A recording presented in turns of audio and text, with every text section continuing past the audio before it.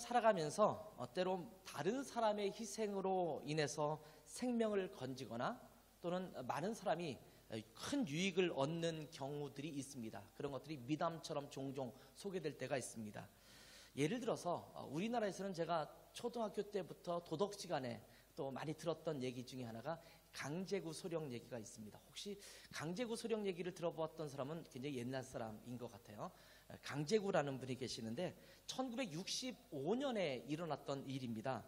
강원도 홍천이라는 지역에서 부하사병이 훈련 중에 실수해서 수류탄을 잘못 던졌어요. 이미 핀을 뽑았고 수류탄을 던졌는데 이미 병사들이 이렇게 잔뜩 모여있는 자리에 수류탄이 던져진 거예요.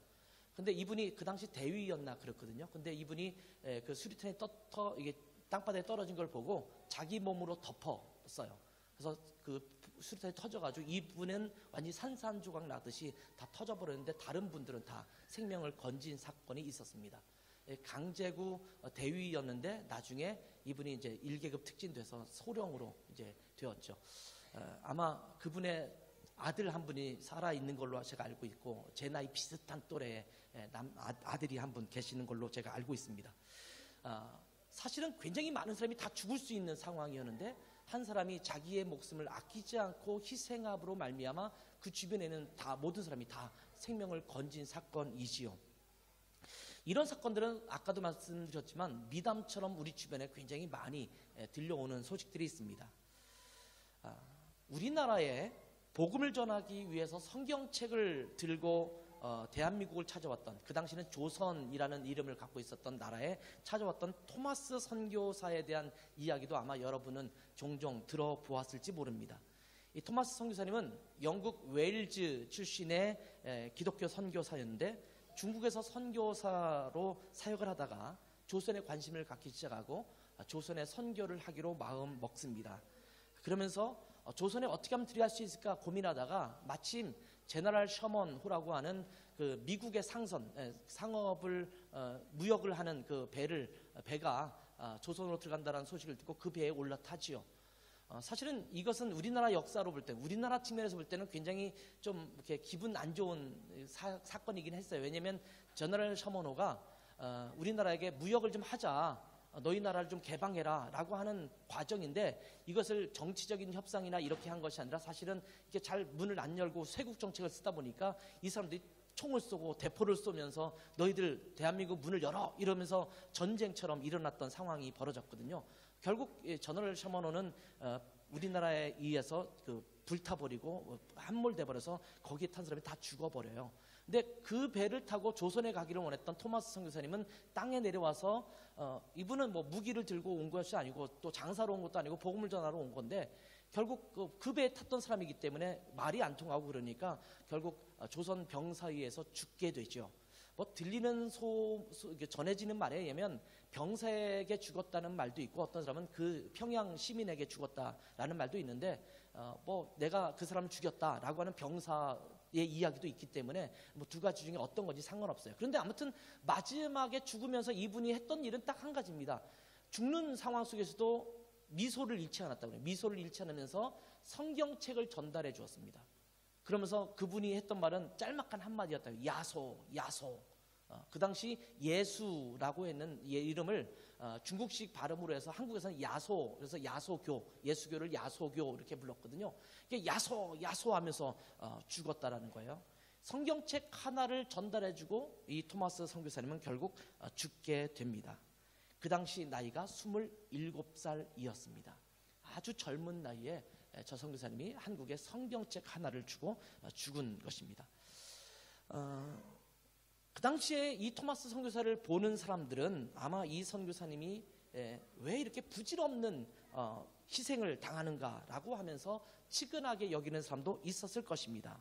그렇지만 한국의 기독교에서는 이 토마스 선교사의 죽음을 헛된 죽음이라고 말하는 사람들은 아마 한 명도 없을 것입니다.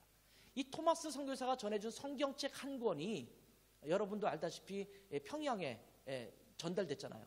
이 전달되는데 성경책이 뭔지 모르는 사람이 이걸 가지고 벽지를 발랐다죠. 우리 독일 같은 데는 여기 페인트 칠을 해서 벽을 보통 하지만 한국은 페인트 칠하지 않고 집안에는 벽지를 바르고 벽지로 끝내지 않습니까? 거기다 페인트를 덧칠하지 않잖아요. 그런데 여관방을 하는 분이 이것을 이렇게 벽지로 이렇게 사용했어요. 그러니까 여관에 묵는 사람이라든지 거기 그 방에 자는 사람들은 잠을 자다가 보면 성경 구절이 있고 여기도 성경 구절이 있어서 저절로 읽을 수밖에 없는 상황이 됐고, 결국은 평양에 복음이 증거되는 결정적인 계기를 이룬 것이 이 토마스 선교사님의 선교였습니다. 이 토마스 선교사님의 희생은 헛된 희생이라고 말하지 않고 위대한 희생이라고 이야기합니다. 그런데 그 누구의 희생과도 비교할 수 없는 정말 위대한 희생이 있습니다. 그것은 바로 예수 그리스도의 희생입니다. 우리는 지난 주간 고난 주간으로 보냈습니다. 지난 주일에 어린 나귀를 타시고 예루살렘 성에 입성하신 예수님은 예루살렘의 대제장과 장로들에게 붙잡혀서 밤새도록 무고한 신문을 받으시고 또 빌라도 총독의 무력한 재판을 받으신 이후에 로마 병사들과 또 여러 유대인들에게 조롱을 받으시고 채찍질을 당하시고 침뱉음을 당하시고 결국은 지난 금요일 아침에 십자가에 못 박혀서 고난 받으시다가 오후 3시쯤에 결국 돌아가시게 되었습니다. 죄가 없으신 하나님의 아들께서 우리의 죄의 대가를 모두 치르기 위해서 친히 십자가에서 피를 흘려 죽으심으로써 우리의 모든 죄를 담당하신 것입니다. 이사야서 53장 4절과 5절에 오늘 읽었던 말씀이죠. 이 말씀에 기록한 대로 예수님께서는 그 고통과 죽음을 당하셨기 때문에 우리가 나음을 얻었고 생명을 얻을 수가 있었습니다. 그래서 바울 사도는 로마서 5장 18절에 이렇게 기록합니다. 그런즉 한 범죄로 많은 사람이 정죄에 이른 것 같이, 이 한 범죄는 아담을 말하는 거죠. 아담이 하나님 앞에 불순종하여 죄를 지어서 결국 많은 사람이 죄 때문에 죽음에 이를 수밖에 없는 어려움을 겪었습니다. 그런데 여기 보면 한 의로운 행위로 말미암아, 한 의로운 행위가 뭐냐면 예수님께서 십자가에 못 박혀 돌아가신 그 행위입니다.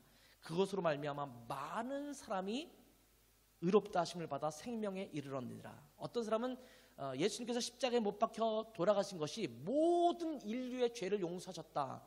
그렇기 때문에 예수님을 믿든 믿지 않든 모든 사람이 다 구원받은 것이다. 이렇게 말하는 분도 계세요. 근데 여러분, 성경에 보면 모든 사람이라고 말하지 않습니다. 여기도 보면 많은 사람이 의롭다 하심을 받아 예수님을 믿는 사람들, 예수님을 영접하는 사람들, 예수님을 구세주와 주님으로 고백하는 사람들은 영원한 생명을 얻게 하는 그 놀라운 은혜를 우리 가운데 주셨다라고 말씀하고 있습니다. 예수 그리스도께서 십자가에서 당하신, 죽임을 당하신 그 희생은 모든 인류를 향한 하나님의 사랑 때문이었습니다. 그리고 이로 인해서 우리가 하나님께서 주시는 영원한 생명을 얻을 수 있는 길이 열리게 된 것입니다. 그 누구라도 예수를 믿기만 하면 구원을 얻을 수 있는 길이 열린 겁니다. 저기 성경 말씀이 앞에 기록되고 있는데 요한복음 14장 6절이죠. 예수께서 가라사대 이르시되 내가 곧 길이요 진리요 생명이니 나로 말미암지 않고는, 예수님을 말미암지 않고는 아버지께로 갈 자가 아무도 없다. 이렇게 말씀하셨습니다. 예수님은 아버지께로, 하나님께로 갈 수 있는 길을 열어주셨습니다. 하나님께로 갈 수 있는 진리를 우리 가운데 제시해 줬습니다. 하나님께로 갈 수 있는 생명의 길을 우리 가운데 제시해 주신 것입니다. 그 누구라도 예수님을 믿기만 하면 구원을 얻을 수 있는 길을 우리에게 열어주신 것입니다. 이러한 예수님의 희생이야말로 정말 위대한 희생이었습니다. 이 위대한 희생과 다시 부활하셔서 우리에게 영원한 생명을 주신 날을 기뻐하며 축하하는 그런 부활절을 맞이해서 그 영광을 하나님께 돌리는 그런 시간이 되기를 바랍니다. 그리고 이 축복을 여기 앉아있는 모든 분들이 함께 누리기를 바랍니다. 오늘은 성가대와 앙상블이 아름다운 음악을 준비해서 이 주님께서 이 땅에 오신 위대한 희생을 노래할 것입니다. 그 부활의 기쁨을 노래할 것입니다. 그런데 단지 이 음악을 듣고 즐기는 것만이 아니라 이 예수 그리스도의 생명이 우리 가운데 누려지도록 여러분이 예수를 만나고 예수님으로 인해서 그 축복을 누릴 수 있는 여러분 되시기를 바랍니다. 글로리아 성가대 그리고 샤마 앙상블의 연주를 통해서 이 위대한 희생에 대한 메시지가 증거될 때에 큰 은혜를 받으시는 여러분 되시기 바랍니다. 지금부터 성가대와 앙상블을 통해서 귀한 메시지, 위대한 희생 함께 나누도록 하겠습니다. 우리 박수로 이분들을 모시겠습니다.